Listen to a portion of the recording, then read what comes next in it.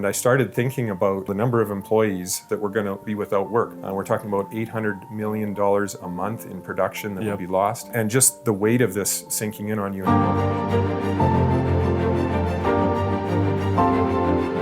I want to welcome you back again for another story answering the question, is God active?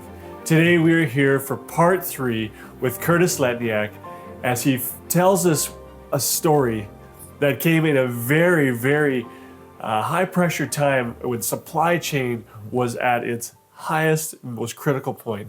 Curtis, glad you're here again to tell us this final story. Well, Luke, this story's not so distant from us. It's fairly fresh in my mind. It goes back to the COVID crisis when that first started, and it seemed like at that point when COVID started, everything was shut down, like so many of us remember. And in manufacturing, there was lockdowns in place, so plants were shut down, and we had all these materials that we had no place to go that we'd purchased to continue production. So it seemed like everything was kind of grinding to a halt, and it was for a lot of the world. But then in the RV industry, because there wasn't a lot of travel happening to other parts of the world, everybody was thinking about RVs and boats and stuff. And so fairly quickly, the market turned around within a few months because this was, something that people were willing to buy. And so what kind of went from a terrible, slowdown to a terrible boom in a way, or a tremendous boom, was quite a turn of events for us.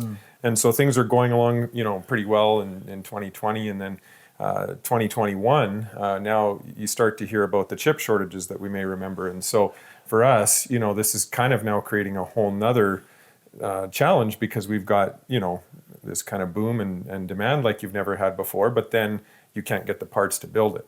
And so it was literally every day we'd witness a miracle. We'd kind of, as a team at Spider Controls, kind of triage, we had this spreadsheet. Every morning we would meet and we'd just go through the list and assign, this person's going to take this problem, because you'd in some cases be, trying to get parts wherever you could find them. In other cases, you were redesigning products with the parts that were available. And then you had stuff having to be retested out in the field, and all the issues with manufacturing this because you have all these changes going on. And it was just a nightmare for like a year and a half.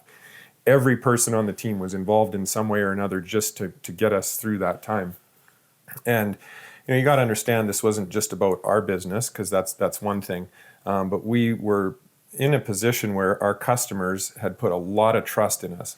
The products and the systems, electronic components that we provide, are really the central nervous system of a lot of the boats and vehicles and RVs and things like that they're used in. And so they control every aspect of the vehicle. So it's not as simple as, if we can't provide the product, that they can just use somebody else. And so for our customers, they put a lot of trust, in a company to provide something that's this critical to really them being in business. And so that was, something that we took very seriously, and we're having to really work together as a team. And there was a lot of stress and a lot of things like that. But literally every day we'd witness another miracle of, some solution or answer that he would provide just to keep things going. Well, at one point, this was, in late 2021, we were really just, things were going along, and we'd have commitments that they would, deliver parts. Our suppliers would deliver parts at certain times so that our products could be manufactured. And there was this one component that was in question. It was supposed to be delivered, and literally a week before it was supposed to be delivered, we got a call and said, look, these products are probably not going to be something that we can provide for the next 6 months. Just boom, just like that. And this component was used on almost every single product that we built, and it wasn't one that it was almost impossible to replace with something else, like to find an alternative for. And so as I was driving home that night, I just remember the gravity of the situation kind of sinking in, because it was such short notice. We had no time to even really, so we're just quickly, evaluating, okay, how many parts do we have? How many finished goods do we have? Just so we can come up with a plan. And it was pretty apparent there was no plan. There was nothing that we could do. And I started thinking about, the number of employees beyond our own company, Right. our customers, that we're going to, be without work, because if they can't have the product, there's no way they can continue working. And how many would there We're be? talking about 30,000 employees that would represent our customer base. Yep. We're talking about $800 million a month in production that Yep. would be lost, and just the weight of this sinking in on you. And it's at that point you realize how small you are, and how much we need God. And so I just remember going home and just that night, just laying awake there, just thinking, Lord, how are you going to solve this problem? I don't know how we're going to get through this. Were you sleeping good at that time? I wasn't. I wasn't, but it, reminding myself of the stories that I've shared here over the last two parts here of how God has been faithful. And that's what gives you courage, as you see those evidences of God's intervention and care and love for those details. Even though in the grand scheme of the world, this probably wasn't, going to be the end of the world. To me, it was So the world we're in, Yeah. The And- end of your business world right there. Right. And so as I laid there, I just prayed, God, we have to do something here, and I know you're going to intervene, and I know there's some things that I need to do here. So God just put it on my heart, and it sounds crazy, but this was one of the largest electronics manufacturing companies in the world. And I just write a letter to the president. I was like, what? Write a letter to the president, and so we did that. Wrote a letter and just kind of outlined the situation and details and whatever. We did a little video that kind of showed this, and I can remember sending it off on a Friday. And Friday, we quit at noon to just kind of get ready for the weekend. And I just remember sending that off and being at peace. Good. I'd done everything that I could do. We'd worked with the suppliers. We'd worked every way we could, and I just, Lord, this is in your hands now. And I actually remember going and visiting someone that was sick in the hospital that Friday, just because I knew that if I didn't get my mind off this and focus on serving someone else, that it would probably drive me nuts. And it really helped just, putting it in God's hands and then just going and doing something that was really helping somebody else. And I can remember doing that. And so several days went by, didn't know what was going to happen. We're basically at the end of the line now.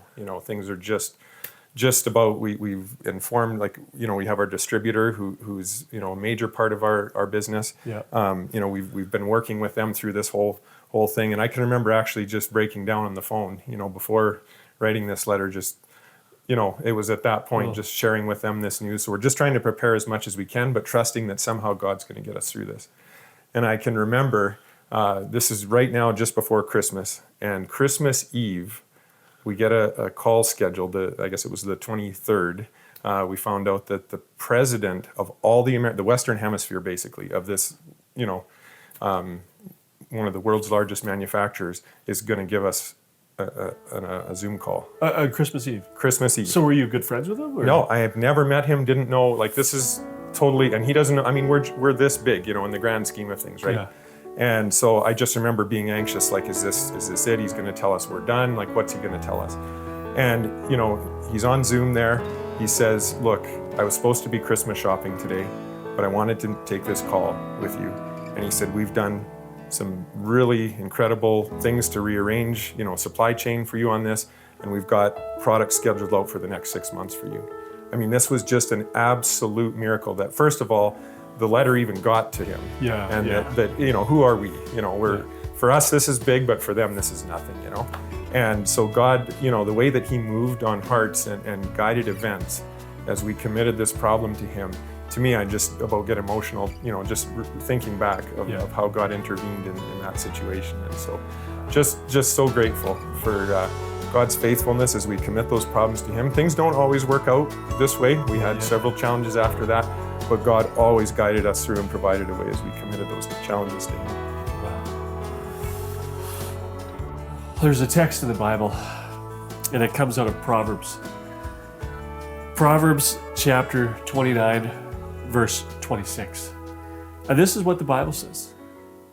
Many seek the ruler's favor, but justice comes from the Lord.